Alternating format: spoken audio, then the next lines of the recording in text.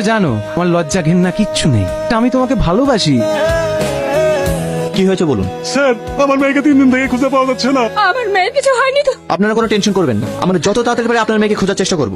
আসুন বসুন। এটাকে আমার বয়ফ্রেন্ড। আমার সঙ্গে শুধু আপনার কথা, এর মধ্যে কোনো থার্ড পার্সন নয়। আউট। কি হলো, কথা কানে গেল না আপনার? আউট।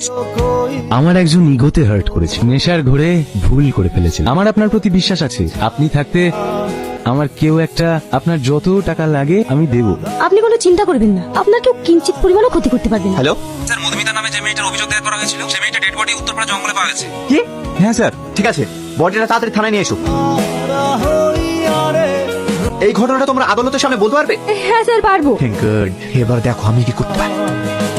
টনি, তুমি আমার ক্লায়েন্টকে কোন অপরাধে অ্যারেস্ট করেছো? ও একটা মেয়েকে মার্ডার করেছে, এই অপরাধ। এ কি বলছো? আমার ক্লায়েন্ট কোনো মার্ডার করেনি। তুমি ওকে ছেড়ে দাও, নইলে আমাদের মধ্যে ঝামেলা হবে। তুমি এসব কি বলছো? একটা ক্রিমিনালের জন্য আমাদের সম্পর্কে প্রশ্ন আসছে কেন? তুমি ভুল করছো, আমিও দেখছি তুমি কতক্ষণ আমার ক্লায়েন্টকে আটকে রাখতে পারো। এই যে ম্যাডাম, আপনি হয়তো ভুলে যাচ্ছেন আপনি কার সঙ্গে কথা বলছেন। আপনি যদি পারেন আপনি আপনার ক্লায়েন্টকে ছাড়িয়ে নিয়ে যান। আপনি আদালতের কাছে নির্ভয় বলুন, সেদিন রাতে ঠিক আপনার মেয়ের সাথে কি কি হয়েছিল? আমার মেয়ে কল সেন্টারে জব করতো। আমাদের বেঁচে থাকার ভরসা ছিল একমাত্র আমার মেয়ে। এই জানোয়ারটা আমার মেয়েকে শেষ করে দিয়েছে। অবজেকশন মাই লর্ড, আমার মক্কেলকে মিথ্যা কেটে ফাঁসানো হচ্ছে। আমার মক্কেল যে আপনার মেয়েকে খুন করেছে আর কোনো প্রমাণ আছে? অবজেকশন মাই লর্ড, আমার সাক্ষীকে জোর করে জবানবন্দি করানো হচ্ছে। আপনার মেয়েকে যে খুন করা হয়েছে আর কোনো প্রমাণ আছে আপনার কাছে?